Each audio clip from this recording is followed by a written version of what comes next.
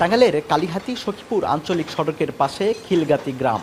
এই গ্রামে চলতি বছরের ফেব্রুয়ারিতে ৯ কোটির বেশি টাকা ব্যয়ে ৩৫ মিটার পিসি গার্ডার ব্রিজ নির্মাণের দরপত্র আহ্বান করে সড়ক ও জনপথ বিভাগ। পরে এস অনন্ত বিকাশ ত্রিপুরা লিমিটেড নামের এক ঠিকাদারি প্রতিষ্ঠানকে কার্যাদেশ দেওয়া হয়।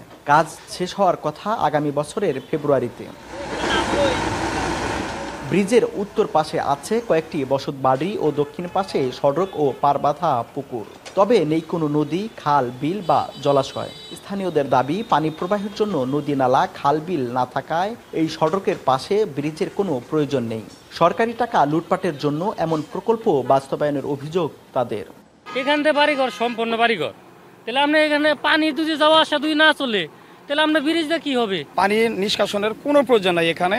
আর আমি মনে করি যে এই ব্রিজ এখানে করা মানেই যে রাষ্ট্রের টাকা অপচয় করা, লুটপাট করার জন্য তো এটা ওনারা রাস্তা বানিয়ে যেতেছে।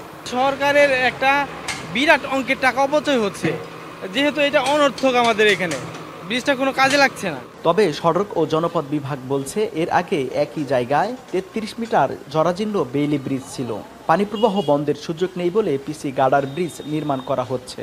সড়কের জমিতে অবৈধ স্থাপনা উচ্ছেদ করলেই পানি প্রবাহ চালু হবে বলে দাবি করেন সড়ক বিভাগের এই কর্মকর্তা।